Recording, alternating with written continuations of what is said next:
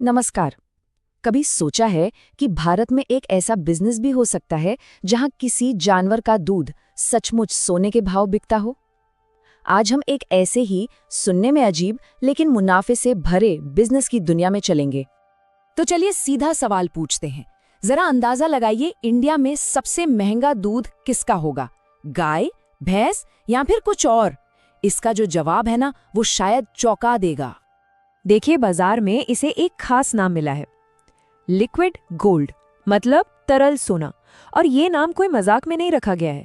इसके पीछे एक बहुत बड़ी वजह है और वो है इसकी कीमत।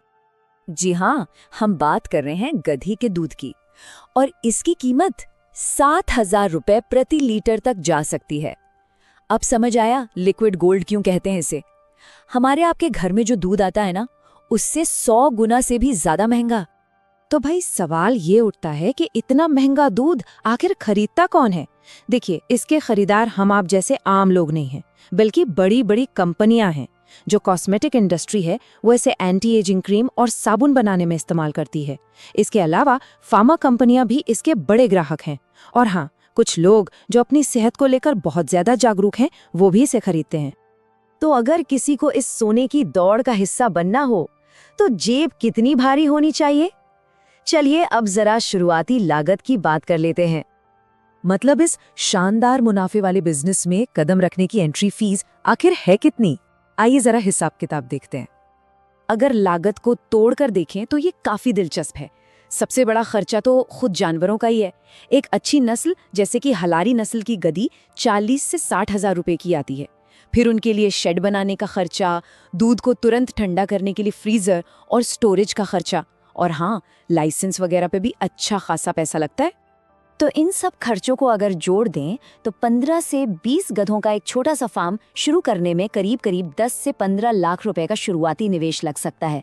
रकम बड़ी है, लेकिन जैसा कि हम आगे देखेंगे, मुनाफे की उम्मीद भी उतनी ही बड़ी है।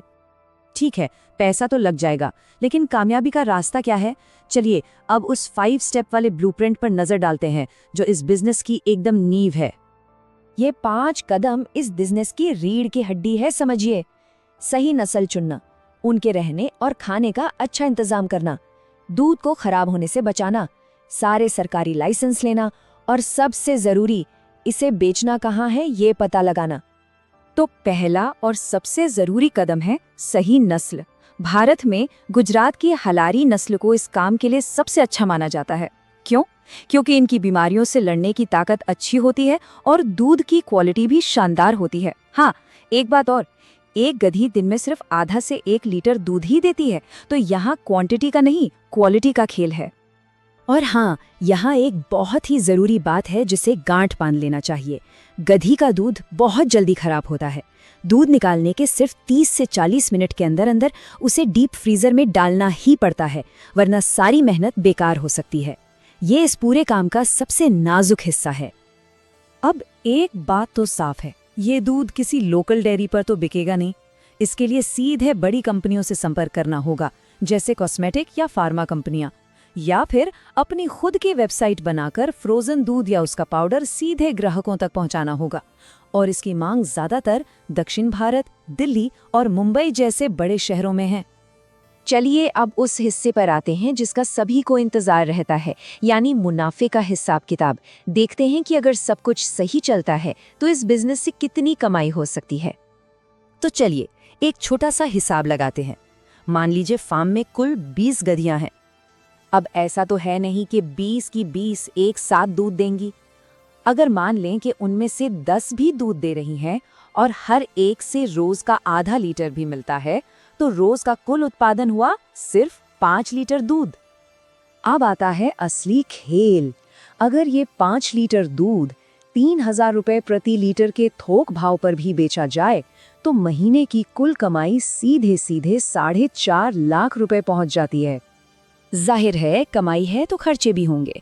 जानवरों का चारा, मजदूरों की तनख्वाह और दूसरे छोटे मोटे खर्चों में महीने का करीब 1.5 लाख रुपए मानकर चलते हैं। लेकिन 4.5 लाख की कमाई में से 1.5 लाख का खर्चा निकालने के बाद भी हर महीने हाथ में बचता है 3 लाख रुपए का सीधा सीधा मुनाफा हर महीने। ये आंकड़ा ही इस बिजनेस की असली ताकत है। लेकिन रुकिए, हर चमकती चीज सोना नहीं होती। इस बिजनेस में जितना बड़ा मुनाफा दिखता है, उतनी ही बड़ी चुनौतियां भी छिपी हैं। तो चलिए एक बार जरा जमीन पर उतरकर इसकी हकीकत भी देख लेते हैं। इस बिजनेस का पूरा सार ना बस इसी एक लाइन में है। दूध पैदा करना उतना मुश्किल काम नहीं है, असली चुनौती है उसके लिए सही खरीदार ढूंढना। यही इस खेल का सबसे मुश्किल हिस्सा है। इसमें दो सबसे बड़े जोखिम हैं। पहला तो यही है बाजार की मांग। जैसा हमने बात की, लोकल मार्केट में तो इसकी कोई डिमांड है ही नहीं, तो खरीदार ढूंढना ही अपने आप में एक बहुत बड़ा काम है। और दूसरा, इनके प्रजनन में लगने वाला समय। गधी का गर्भकाल काफी लंबा होता है, जिसका मतलब है कि अपने फार्म को बड़ा करने की रफ्तार बहुत धीमी होती है। तो बात घूम फिरकर एक ही सवाल पर आ जाती है।